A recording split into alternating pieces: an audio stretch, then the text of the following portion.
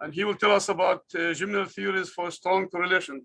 Gustavo, go ahead.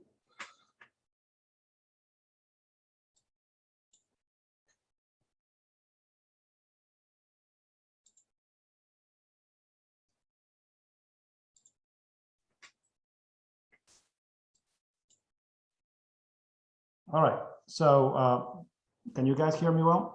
Yes, yes. Let me start thanking the organizers, particularly David, for inviting me. It's a pleasure being here and enjoy the talks today and yesterday. Not the ones at 2 in the morning though, Houston time. Right, so here's an outline of my talk. I will be talking about correlating symmetry projected states for strong correlation. And I will talk mostly about AGP. That's the antisymmetrized geminal power wave function. And I will use it both on pairing and spin Hamiltonians. I'll go over the details of these Hamiltonians in a subsequent slide. And because there's a lot of people from different backgrounds, AGP is quantum chemistry jargon, and it's antisymmetrized because it's a fermionic wave function, and it's a geminal wave function because geminal comes from Gemini, which means twins, which means pair 2 electron states. So this is a pair type wave function. It's different from other types of pair wave functions that people use, like valence bond or pair couple cluster, and I will cover a little bit of that. So I will use AGP and correlate AGP with different methods. I'll show you what we are doing and benchmark this for now on model Hamiltonians. I'll tell you about things that we have learned doing this, and I'll tell you a little bit more about future work, which is heading into more realistic Hamiltonians. So to set the stage, I like to say for us, strong correlation is very loosely defined as a Hamiltonian whose 2-body part is in some sense much larger than the 1-body part. So of course, this means that that the interaction determines the physics and there is no good mean field. Sometimes you can get away by breaking symmetry in mean field, and then some kind of strong correlation can be described like that. But in particular, a lot of what I'm going to say applies to superconductivity, and then number symmetry does not break spontaneously for repulsive Hamiltonians. Yes, in the thermodynamic limit, you will have a BCS state which is degenerate with an AGP state. But many people have claimed over the years that as you approach a thermodynamic limit, or unless you have a model or a system or a method that is working in the thermodynamic limit, working with symmetry, number symmetry projected states may be more easier to correlate the state that you want. Anyway, our goal is to model strongly correlated systems with accuracy and polynomial cost. And for the sake of this talk, I shall say that model Hamiltonians are a good benchmark platform for evaluating new methods for strong correlation. Everything I'm going to say is pretty much new stuff. And it just saves you a lot of time if you use the Hubbard model, pairing models, spin models to test your methods, your ideas. If they work, then you spend the time to code really long-range Coulomb and all the stuff that we have done for so many years, right? Not going to talk about the failure of couple cluster theory based on Hartree-Fock. I like to, Piotr was talking about single reference Hartree-Fock. Sorry, single reference couple cluster theory. I like to say, well, watch out with the word reference, because when quantum chemists say single reference couple cluster, they mean a reference that has a single slated determinant. I'm going to do single reference and multi-reference things, but every reference is going to have a combinatorial number of determinants. That's the beauty of working with symmetry projected states. each reference will have a foot, it will have a handle, an anchor on every determinant in the full CI space. We'll see when we get to that. Right, so we have discussed the importance of collective excitations under strong correlation, why couple cluster breaks down, how the algebras get, renormalized in a sense, or get, they are not anymore, exponentials are not good at describing the higher excitations in a factorizable way. Other type of polynomials become important. So we have advocated using symmetry projected states as starting references for strong correlation. You need to correlate these states, okay? So strong correlation comes in many, many different flavors. It's just not only bond breaking. That maybe is the simplest type of strong correlation. And so I'm not going to go into the details, but except for saying that for what I'm going to talk about today, the type of strong correlation is associated with low energy double excitations in the symmetry adapted restrictor Hartree-Fock picture. And these double excitations are loosely referred as the pairing channel. Maybe we can say ladder diagrams if you think in terms of single slate of determinant and particle hole excitations. But there's another also important aspect of this, another type of strong correlation, which is spin-spin interactions like Heisenberg-like SI.Sj in a totally broken spin symmetry generalized Hartree-Fock framework. And that we call the spin channel or the particle hole channel or the ring channel, if you think in terms of diagrams. So today I'm going to talk about using AGP, which is a symmetry projected state, as reference for strong correlation in model Hamiltonians.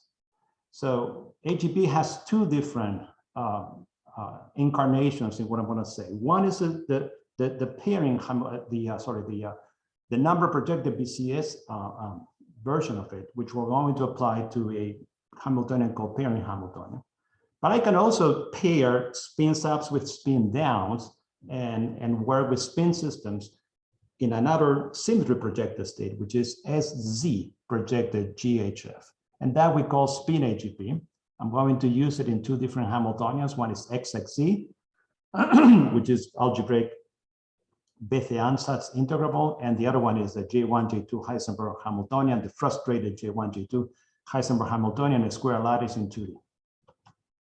All right, so what is AGP? AGP is a condensate of this gamma dagger operator P acting on the physical vacuum, and this guy creates electron pairs and puts them in a way.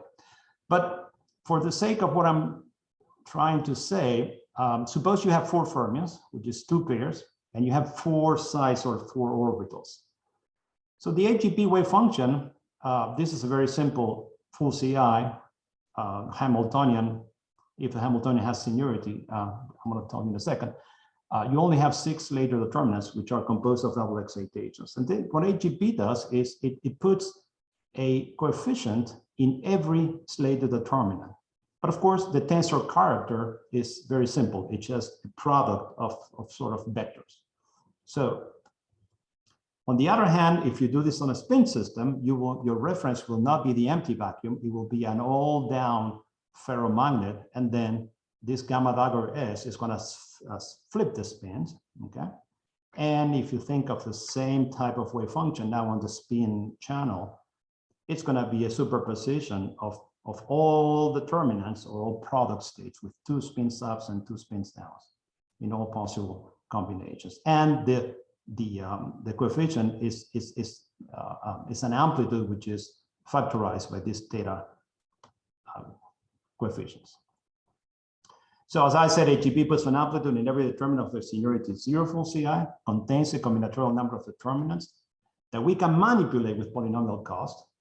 Now, the amplitude, I'll go into some details about that. The amplitude is factorized. It is, of course, not exact. If you put a tensor there of the same of the dimension of the number of pairs, you get the exact answer.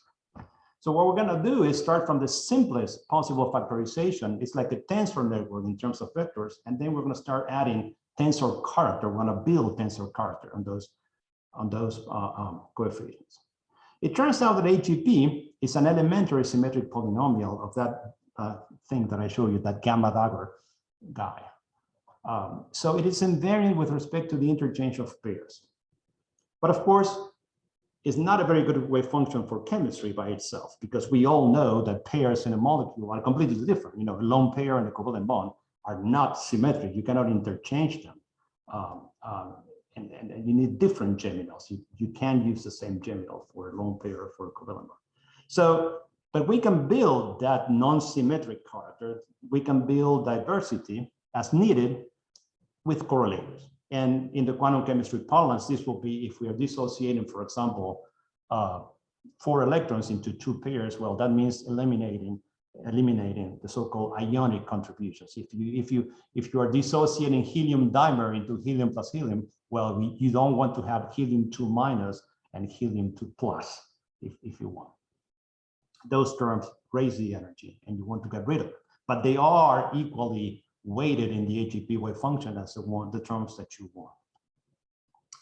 So because AGP is an elementary symmetric polynomial, we can compute high rank RDMs with low polynomial cost using 3 algorithms or reconstruction formula. We published that already a couple of years ago. Mathematicians are very fond of elementary symmetric polynomials for reasons that I'm not going to cover. But the point that I want to emphasize is that if you use the particle hole construction based on a Slater determinant, then you have a Hilbert space where only determinants are W excitations from each other through the Hamiltonian talk to each other. Okay, when you build this Monte Carlo thing that Piotr or Ali does, Ali Alavi, you know, you start from a single Slater determinant, then you do singles and doubles, okay, and then you go to some places, then you have to do singles and doubles again, and then you expand. Our wave functions from the very beginning touch every determinant. And this becomes a Riemannian manifold, and the metric already tells you who is important and who is not. That's a fundamental difference. So this is very different from using a single Slater determinant, where you have to work very hard to build entanglement, what we call multi-reference character or static strong correlation in quantum chemistry.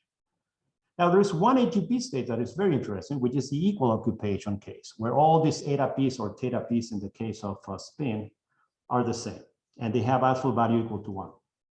You can always normalize them to have that value equal to 1. That's important. That's interesting because this wave function has all determinants in the Hilbert space, and then they all have the same weight. So it's maximum entanglement in a sort of von Neumann entropy type of thing, not in terms of entanglement between pieces of the wave function of the system. And this is actually sufficient for electronic superconductivity, as shown by Xie and Yang many years ago, because it's the simplest wave function. AGP is the simplest wave function that doesn't break symmetry and has off-diagonal long-range order. And for the spin case, which is all new stuff, you'll see that the extreme AGP, this equally occupied guy, shows up when there is frustration in spin systems. So the first Hamiltonian I'm going to show you benchmarks is the pairing Hamiltonian, where we have a set of orbital levels with certain energy, and then an interaction between pairs. Remove, destroy a pair, create a pair. And for this Hamiltonian, we have done multiple things. I'm not going to just go over them. I'm going to very briefly talk about linearized CCD on AGP, and also this J2 couple cluster wave function on AGP, where J2 is a number operator type correlator, okay, which is sometimes called a Hilbert space Jastrow or Gatzwiller correlator. So if we want to correlate AGP and we want to do linearized couple cluster, you will typically do that with killers and killer datas, like you do excitations and de-excitations. Well, so AGP has a 2 body seniority 0 killer, okay, which is this operator here in terms of P dagger P and N. And then you can, take the dagger of this thing to create excitations on AGP that are orthogonal to AGP. Write your wave function as a linearized CCD, energy, residuals, and this is what you get. I didn't say pairing. This Hamiltonian is also integrable, so we can obtain exact answers using nonlinear equations. That's a different story. So we use it as a benchmark, but we also have exact answers for it.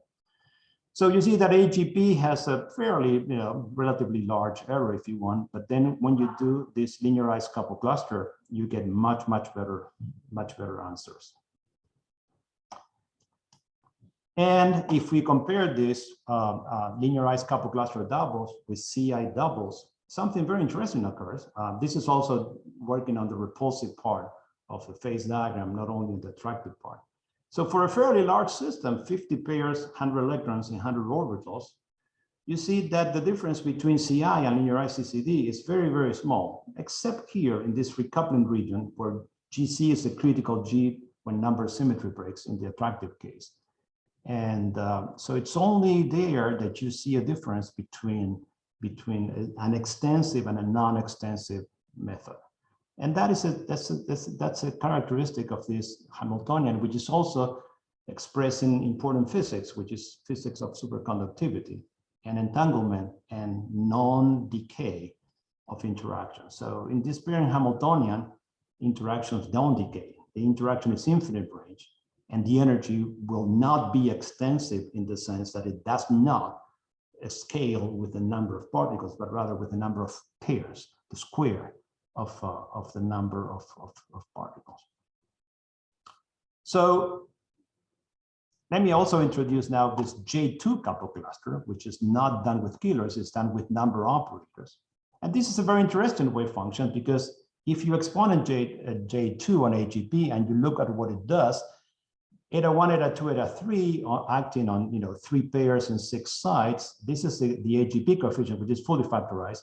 So J2 couple cluster, what it does is creates tensor character in an extensive way, because the exponential is the only function who factorizes this into alpha 1, 2, e to the alpha 1, 2, e to the alpha 1, 3, e to the alpha 2, 3. So each interaction between pairs are being multiplied by a particular coefficient. So this is built in tensor character. But what is interesting is that this exponential of J2 can convert AGP into dimer mean field states by simply removing specific determinants. So the AGP of 2 pairs in 4 orbitals is a symmetric polynomial, as I wrote here. You can think of X as, that this P dagger 1, P dagger 2 operator creates a pair in 1, creates a pair in 2, so on and so forth. Dimer mean field is more like a valence bond. So you have entanglement between side 1, or in this case, pair 1 and pair 2, pair 3 and pair 4.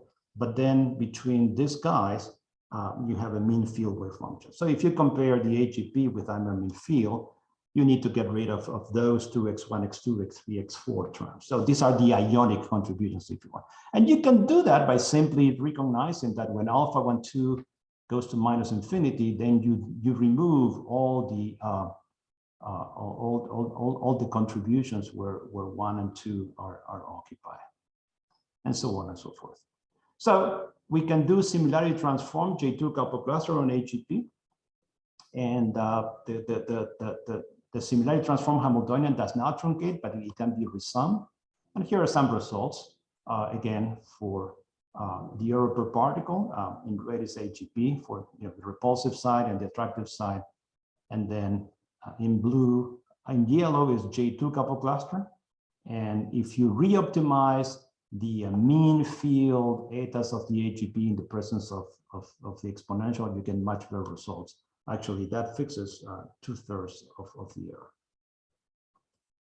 So if we look at for all the methods together for pairing, they are compared here. Here's a ratio of the correlation energy or the exact correlation energy. And you can look at that and conclude that linearized couple cluster and J2CI work best for pairing. So J2 couple cluster here does not work as well. Similarity transform J2 couple cluster does not work as well as J2CI. So keep that in your mind as we move forward in the lecture. So let me go to spin systems now. The model I'm going to discuss first is the Xxe model, which is essentially like a Heisenberg-like Hamiltonian with this delta guy here. So these are 1D and 2D results. SZ is always a symmetry, okay, of this Hamiltonian, but S square is a symmetry only at delta equal 1. So when this is a Casimir, the Hamiltonian is a Casimir of the algebra. and then it's an isotropic case. So when delta is not 1, you can, it's a different, this does not conserve a square. You can think of delta as some sort of a spin orbit interaction if you want. It's perfectly fine to do that. It breaks a square and it will do things on your Hamiltonian. A delta minus 1 turns out the spin AGP is the ground state in 1D and 2D. That's why we are interested in this Hamiltonian. And for delta equal 1 or greater than 1, then we have a nail structure, because on this delta greater than 1, the Hamiltonian is mostly Heisenberg. But it's very different when delta is negative, because ferromagnetic alignment is preferred when delta is negative, but antiferromagnetic alignment is preferred when delta is positive. And between -1 and 1 for delta, the Hamiltonian displays criticality.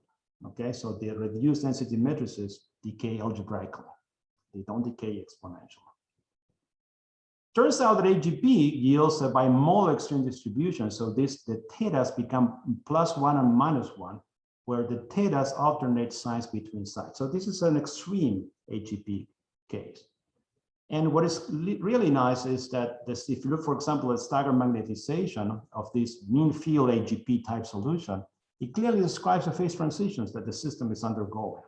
So Slater determinants cannot do that, because there are many that generate Slater determinants, and it's AGP that has them all and gives them an equal weight. So it's a nice shortcut. All these determinants that, you know, if you try to convert hard to fog, you can't, because you have many determinants all have the same energy. It's, you know, I'll go into that. Now, of course, the MRG or auxiliary field QMC do all of the above correctly, so this is not great. But what is interesting is that AGP does not care about dimensionality, and it's very practical for very large systems. And if you want to do, you know, you can actually use AGP. We've done that with Xxe Zhang some years ago, and you know, you can use it as a reference for auxiliary field QMC. Sandro Sorella has also been using AGP and with Jastros, and that's it's a form of resonating valence one. I'll talk about that because our Hilbert space correlators also yield wave functions are of the resonating valence one type. So in 1D, this is what I mean by the bimolar distribution. Here it's only 8 sides in this spin system, and you see that between roughly delta equal 1 to -1, all of your thetas are either -1 or 1. As you go away, then this spreads into different values for the etas. So if the etas are the same or equal to 1, this means that the state has in full CI has equal occupations, but also the orbital occupations are the same. And if you look at the staggered magnetization, this is what I was saying before, you see a value of 0 between -1 and 1, then it jumps into an antiferromagnet, and on the other side, it jumps into a ferromagnet.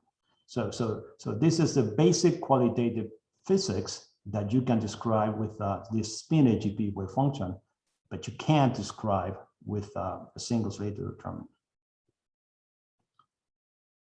In one dimension, if we compare J2 CI with J2 couple cluster, this is now errors in the energy in a log scale.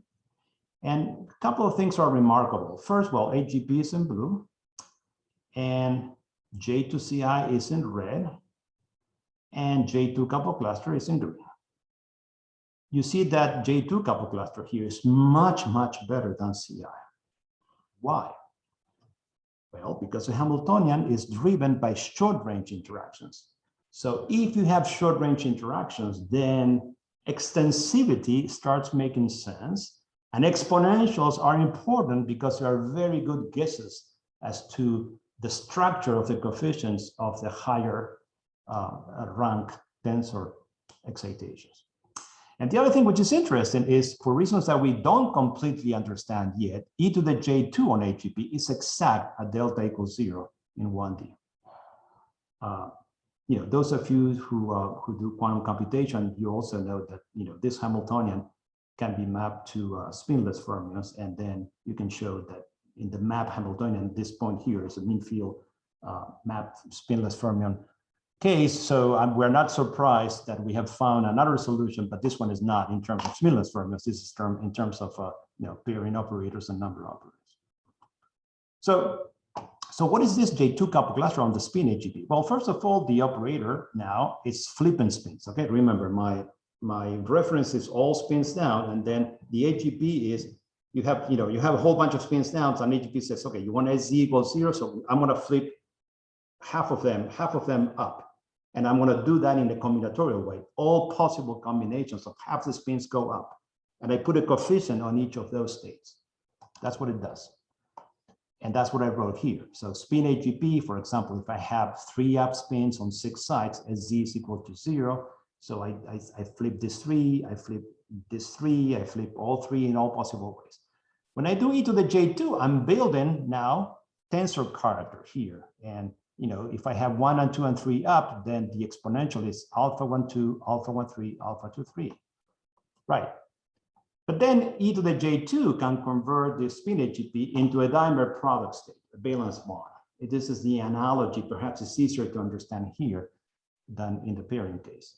For example, if alpha 2, 3 and alpha 4, 5 go to minus infinity, then all determinants, all product states that have 2 interacting with 3 or 4 interacting with 5, they disappear. So if you think now in terms of nearest neighbor sort of valence bond type states, and you have a state which is 1, 2, 3, 4, 5, 6, where 1, 2 is an open shell singlet between side 1 and 2, 3, 4 is an open shell singlet between 3 and 4, and 5 and 6, but 1 and 2 and 3 and 4 are interacting in midfield. There's nothing here, okay? And we can do the same for second nearest neighbors when 1 is entangled with 3, 2 is entangled with 4, and 5 and 6 are nearest neighbors. So we can introduce all kinds of defects. And when you start looking at linear combinations of these dimer product states, valence bond, this is known as some form of resonating valence bond, because resonating RBB comes in many, many different flavors. I don't think that Anderson ever exactly defined what wave function he was writing. I may be wrong about that. But the point is that these dimer product states become important once you approach delta equal 1. The Heisenberg point. And you can see this very clearly here in this plot, where in blue, you have AGP. I told you the extreme AGP at this point, delta minus 1 is actually the ground state. It's an eigenstate. It's an eigenstate. And then it's very, very bad as you approach the Heisenberg point, because this AGP is weighting all the states the same. And no, man, so your Hamiltonian is 1 interacting with 2, 3 with 4, 2 with 3, but short range is more important than the long range. Except when delta is minus 1, then all ranges are the same. And that's why this is an eigenstate. So if you look at the nearest neighbor valence bond wave function, or nearest neighbor plus second nearest neighbors, they are terrible on when AGP is a ground state, because they lack this global permutational symmetry of the pairs that you need. AGP has that.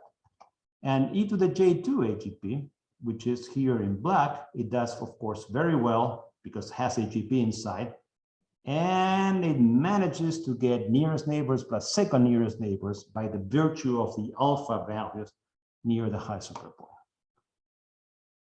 So e to the J2 SAGP, you can call this RBB if you want, in the spin channel, can describe linear combinations of dimer product states. Now, other SC sectors, well, at delta equal minus 1, not only extreme AGP is the ground state, but it's the ground state of every SZ sector. I think I want to be running out of time, so I'm not going to spend a lot of time on this. And these are errors now, the energy errors. And also you see that e to the J2 on a delta equals 0, it's also e to the J2 AGP is also the ground state. It's exact for different SZ sectors, not just the singlet that I was talking about before, SZ equals 0, but SZ equal 1, SZ equal 2. Now, what happens in the two-dimensional case for Xxe? Well, first of all, e to the J2 on AGP is no longer the ground state. Okay, but this is AGP. It's a log scale, and J2 couple cluster is actually much better. It's a ground state. It's an eigenstate at delta minus 1. But it's no longer exact. Delta equals 0, as I said here. And let me finish with the J1, J2 Heisenberg model. Let me spend a little time here. If you are familiar with this square lattice, you know that on the when J2 is larger than J1, most of the order is nil in nature. So antiferromagnet ordering is better.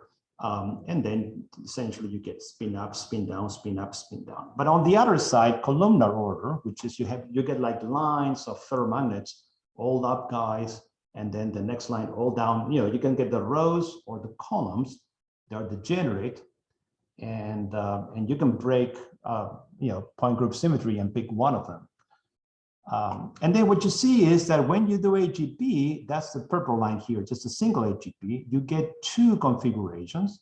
Okay, these are the thetas on the nail side, and the signature of the theta is telling you something about the ordering of these spins. You know, essentially a side with +1 is up and a side with -1 is 1. But this is not a slated determinant. This is a superposition of all slated determinants in the Hilbert space with a particular signature on the coefficients. And as soon as you cross to the other side, you get signatures on rows or columns. They are degenerate. You have to, you know, you have to pick one or the other. Now you say, okay, but there must be others. You know, I can, why not show? So if these two guys are dominant on the left and right, why not just, you know, start introducing like defects on where I put the minus signs? Yes, we can do that. And here there are 32 of different extreme AGPs with different signatures of the thetas.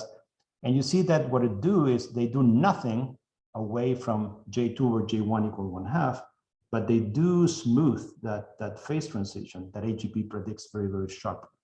The difference between this AGP and this AGP, it's only on the sign of these thetas, okay? In red, we have the exact answer. This is 4×4, so you can do exact diagonalization. And here, there is a yellow behind this blue guy here, and that's J2 couple cluster. It does really, really well. But if I have only one reference on the right side, well, first I have convergence problems here in the middle that require more work for us to figure out whether we can converge this and we're not smart enough, or, you know, more physics is needed in terms of correlations that are completely not being taken into account. But anyway, so once we do, this is only J2 couple cluster on 3 of these AGPs, not 32. That doesn't help very much. But the 3 are this guy, and the one with the columns, okay? With the -1s, that's column. And we like this because it's a very simple wave function. It can be computed very efficiently, and it starts showing qualitative behavior of what you expect from the full CI from the exact answer. So lessons that we have learned: we advocate starting from symmetry projected states that contain a combinatorial number of determinants and whose RDMs can be efficiently calculated to rank 4 and beyond. It's somewhat paradoxical that these states can be handled with polynomial cost. Okay, but it's not completely paradoxical because there is conservation of misery in the sense that we have symmetric, globally symmetric permutational symmetry on pairs, and that is great for certain physics, but not very good if you need to break that symmetric character and introduce short-range distinct correlates. It's just, that's what I said. So if there are decaying interactions, then AGP is not particularly great. But if you start from a single slated determinant and you have an entangled eigenstate, well, good luck, you know, building it from slated determinants by single and double excitations, you know, at a time. Well, an AGP is, of course, what we are after here is describing superconductivity of electronic origin and make connection with frustration in spin systems. And the future work is put together ansatz for Hamiltonians that do not preserve seniority, like the Hubbard Hamiltonian or tight binding Hamiltonian, eventually ab initio Hamiltonian, where we use a combination of the ideas that I told you about. I told you only about pairing Hamiltonians and spin Hamiltonians, but realistic Hamiltonians have the 2 channels. And the ansatz that we're looking is brings them together. And what are these models? Well, they are going to use symmetry projected states as reference, and it's going to build correlation using exponentials of the algebra generators, as I told you. With that, let me acknowledge Guru, Tom, Tanosh, Armin, Rishabh, and Shiyuan, DOE and NSF for funding, and these are the guys who did all the work. And thanks very much for your attention. Well, thank you, Gustavo, for presenting this powerful approach. And we'll open the floor for questions. So please raise your hand or put your question in the chat. Any questions for Gustavo?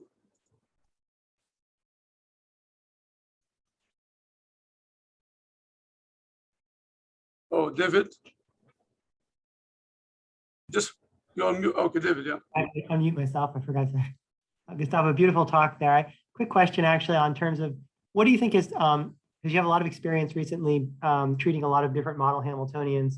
Could you kind of name your maybe top 2 model Hamiltonians in terms of which ones do you think are kind of most revealing about studies of AGP and connections to molecular systems? Or do you feel that they all have a place in different ways? I think there are 2 important interactions in a molecular Hamiltonian that get strongly correlated. One is the low-lying double excitations, and the other one is the spin. You get magnetic moments in metal centers, and then you have this very strong spin Heisenberg Hamiltonians, and that's strong correlation. And they do get coupled once you go to D and F atoms, because not only you have the spin, the magnetic moments and the spin-spin interactions, but also you have this near double excitations, low line.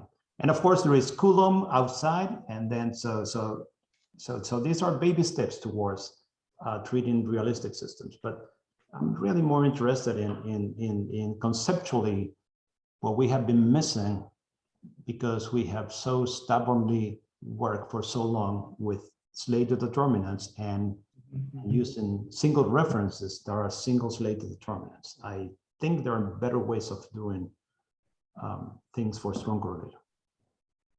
Actually, just models, Hubbard model is where we're heading. I mean, Hubbard has enough complexity to describe all of these things. Actually, maybe a Hubbard model may be harder than an ab initio Hamiltonian, but that's a different story.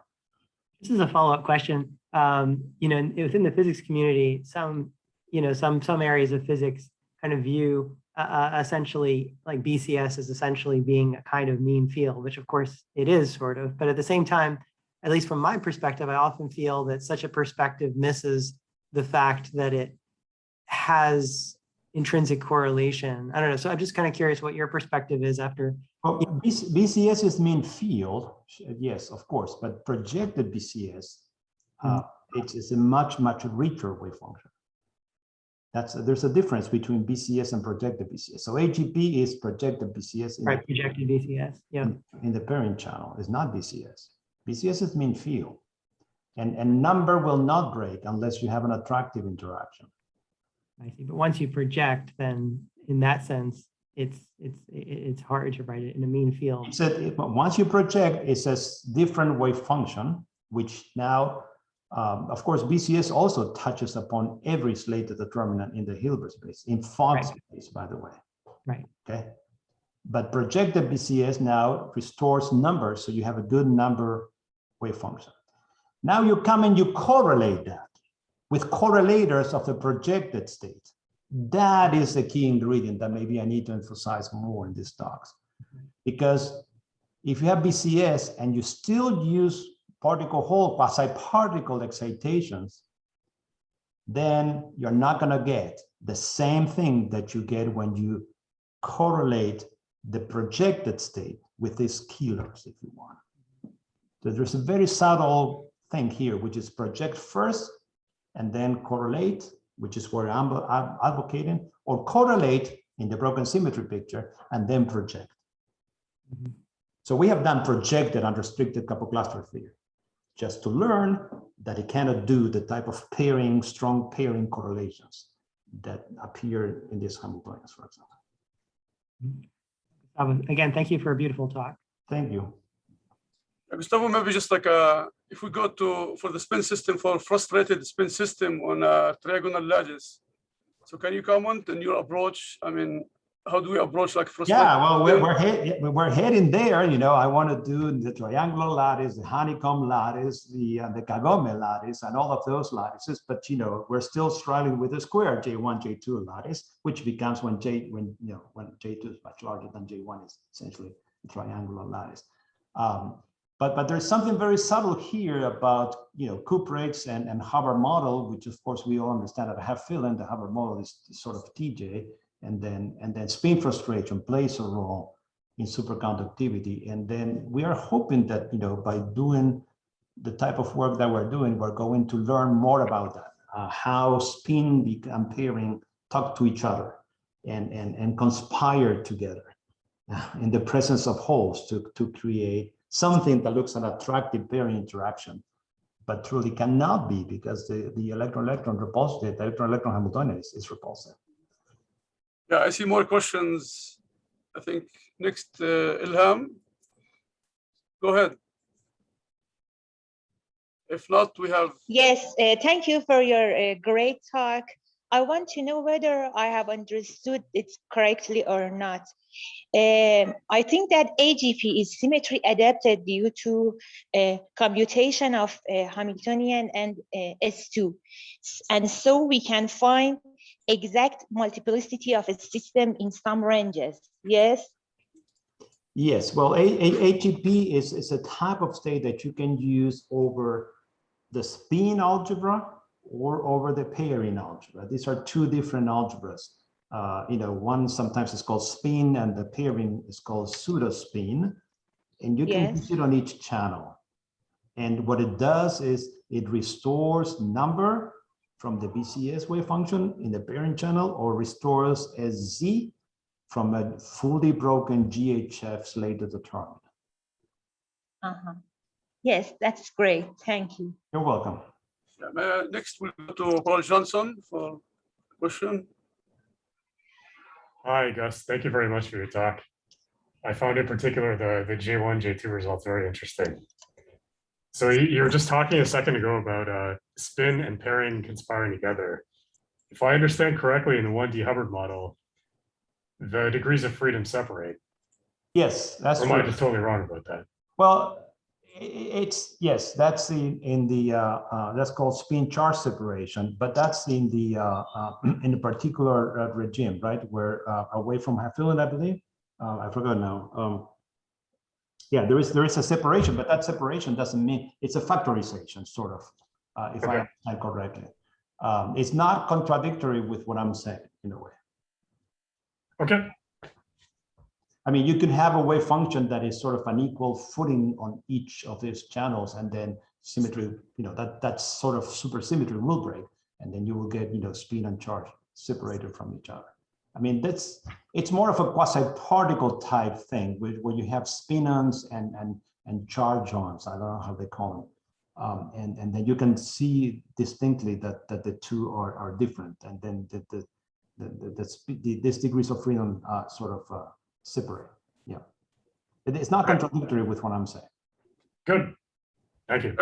Gustavo, I see the last question on the chat.